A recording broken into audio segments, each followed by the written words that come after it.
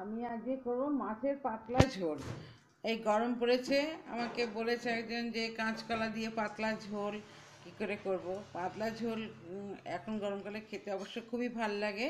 তা আমি প্রথমে মাছটা একটুখানি ভেজে নেব। একটা ফ্রাই প্যানে অল্প একটু তেল দিলাম, দিয়ে আমি মাছটা ভাজতে দিচ্ছি। যাতে মাছটা ভাজা হোক, আমি ঝোলটা বসাই। কড়াইতে আমি একটু তেল দেবো,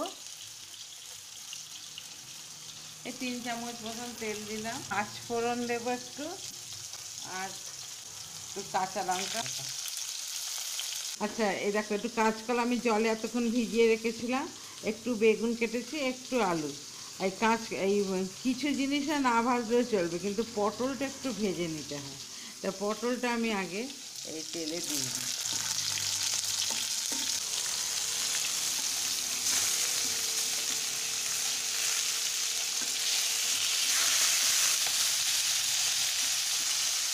পটলটা একটু ভাজা হয়েছে, এটা আমি একটু আলুটা দিয়ে দেব, একটু বেগুন। শুধু কাঁচকলার ঝোল ভাল লাগে না বলে আমি একটু বেগুন পটল দিয়ে দিই।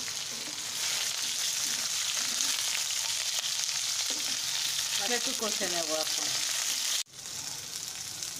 আচ্ছা, আমারটা ভাজা ভাজা হয়ে গেছে, আমি এবার একটুখানি হলুদ দিয়ে দিলাম,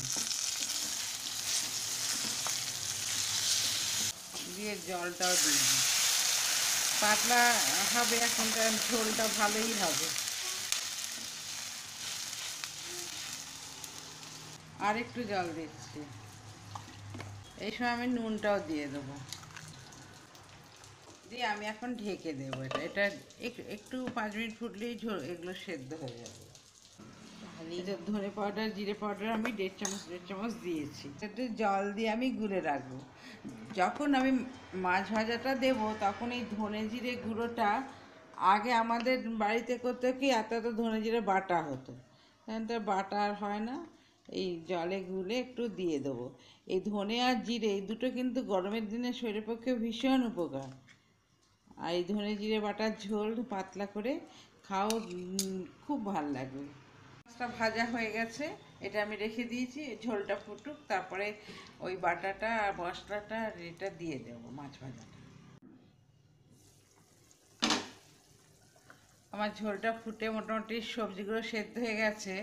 এখন করব কি, এই যে মাছটা ভেজেছিলাম এর মধ্যে একটু ঝোলেরই এই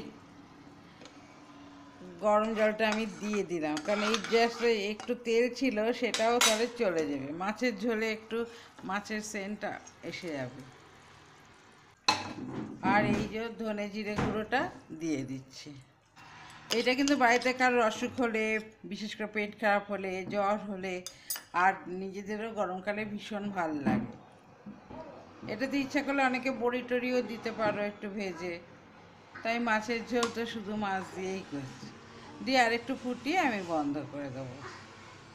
আচ্ছা, আমার 2-3 মিনিট ফোটানো হয়ে গেল মাছটা দেওয়ার পর।